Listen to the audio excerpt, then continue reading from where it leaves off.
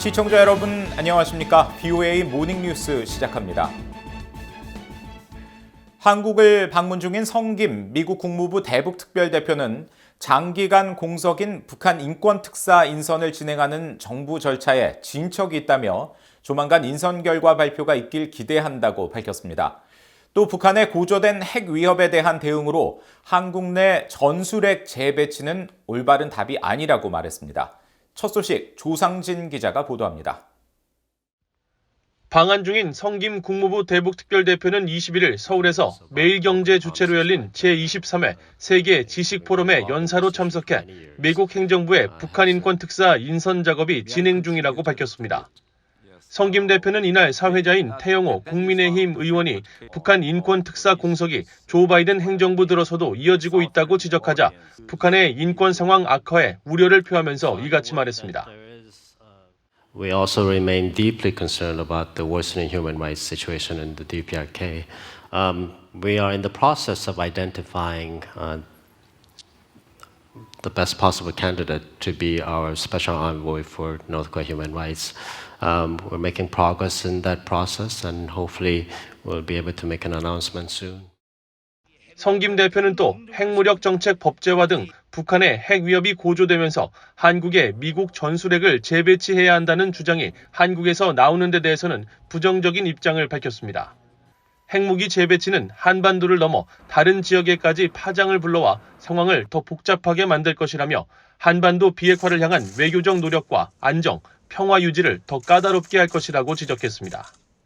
I personally don't think reintroduction of tactical nuclear weapons into the ROC is the right answer.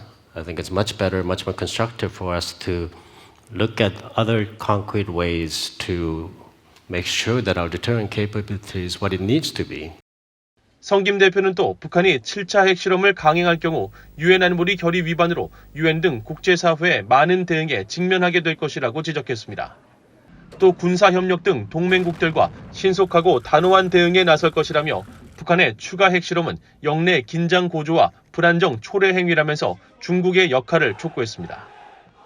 It's also in Beijing's interest that North Koreans refrain from provocation, stop destabilizing the region, and that they work with the international community and us to pursue complete denuclearization. 성김 대표는 미북 관계 정상화와 관련해 미국은 창의적인 자세를 취할 의사가 있다고 밝혔습니다. 그러면서 가장 중요한 것은 북한의 비핵화지만 북한이 한반도 상황에 대해 갖고 있을 우려 등 모든 사안을 다룰 의사가 있음을 명확히 해왔다면서 이런 아이디어와 목표들을 병렬적으로 추구할 수는 있겠지만 비핵화에 대한 진전 이전에 관계 정상화를 먼저 할 수 있다는 생각은 비현실적이라고 말했습니다. BOA 뉴스 조상진입니다. 미국 재무부 고위 당국자가 최근 드러난 북한과 러시아의 무기 거래에 대해 명백한 제재 위반이라는 입장을 밝혔습니다. 재무부는 제재 대상에 오른 러시아 업체들에게 군사 장비를 제공하는 업체들에게 계속 제재를 부과할 것이라고 강조했습니다. 이조은 기자가 전해드립니다. 미국 상원은행위원회가 20일 러시아에 대한 제재를 주제로 개최한 청문회에 미국 재무부의 엘리자베스 로젠버그 테러 자금 조달 및 금융범죄 담당 차관보와 법무부의 앤드류 애덤스 클랩토캐처 태스크포스 국장이 출석했습니다. 로젠버그 차관보는 최근 드러난 러시아와 북한 간 무기 거래 문제를 지적하며 추가 제재 부과를 시사했습니다.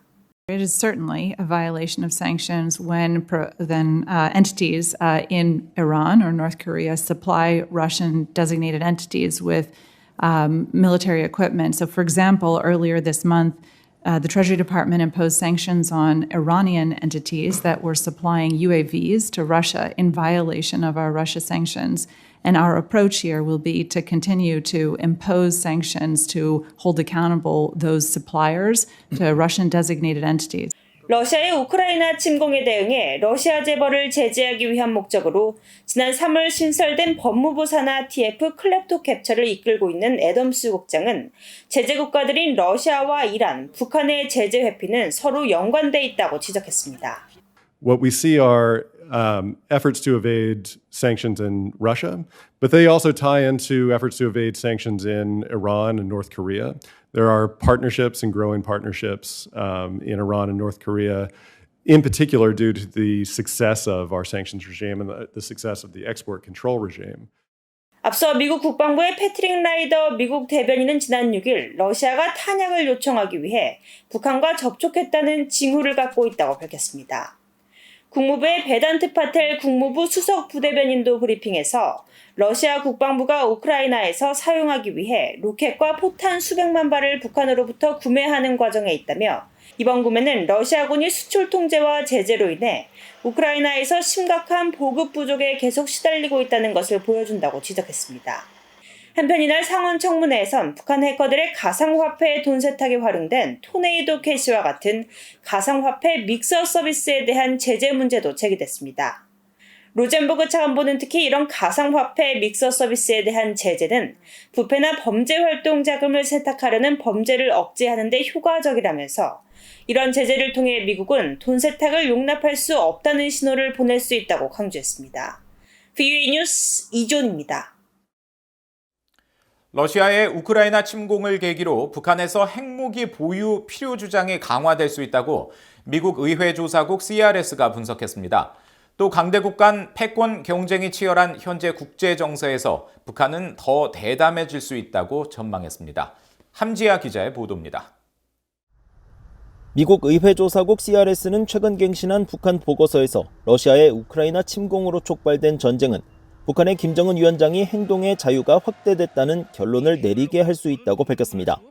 1990년대 우크라이나는 미국과 영국, 러시아 연방으로부터 경제적 지원과 안전 보장을 대가로 구소련 시대의 핵무기를 포기했는데 러시아가 우크라이나를 침공함으로써 이 합의를 위반한 건 비핵화를 할 경우 더 강력한 외세에 대한 북한의 취약성이 높아질 것이라는 북한 내부의 주장을 강화할 수 있다는 것입니다. 보고서는 또 미국과 미국의 동맹 및 파트너, 그리고 중국과 러시아라는 두 축 사이에 수익과 손실의 합이 0이 되는 이른바 제로섬 경쟁이 벌어지고 있다는 국제 정세 인식은 북한을 대담하게 만들 수 있다고 분석했습니다. 김 위원장은 자신이 핵무기와 미사일 프로그램을 이용해 한국과 미국 또는 일본을 강압한다면 중국과 러시아는 북한에 대해 징벌적 조치를 하지 않고 오히려 북한 정권의 안정성을 보존하기 위해 과거 냉전 때처럼 북한에 경제적 지원을 할 수 있다고 결론 내릴 수 있다는 겁니다.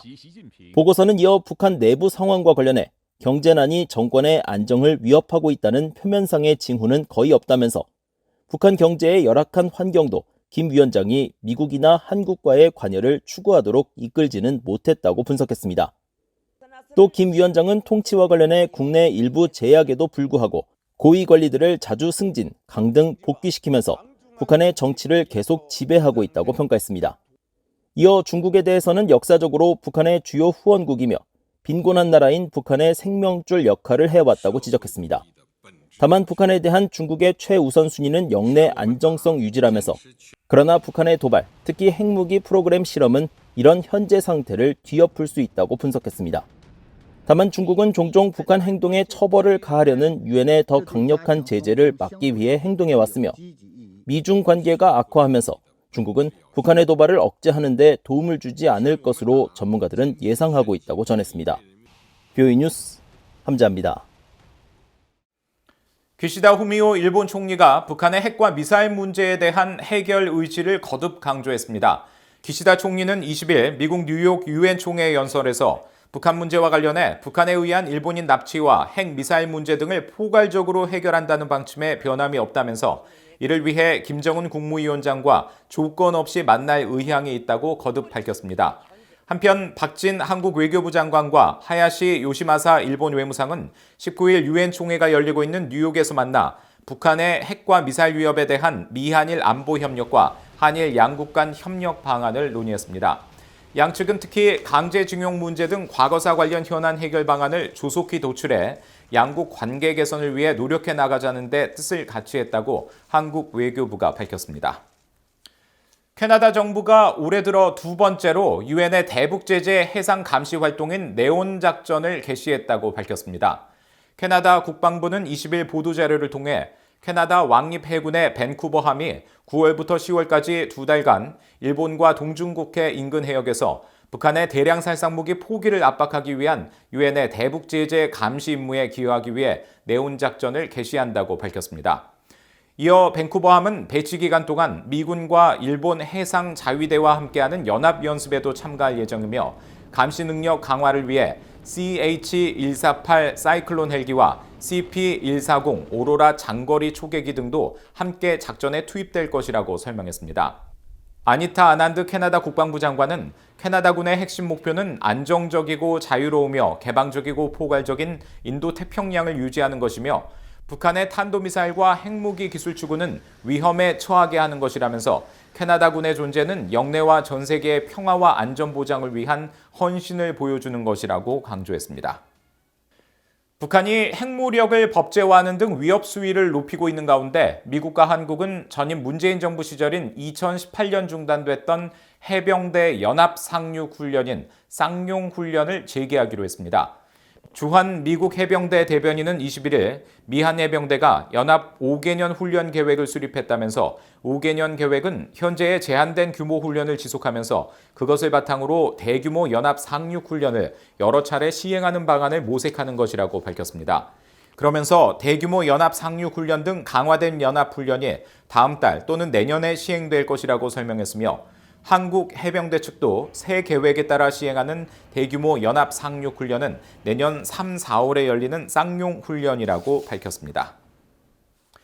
이상으로 VOA 모닝 뉴스를 마칩니다. 시청해주신 여러분 고맙습니다.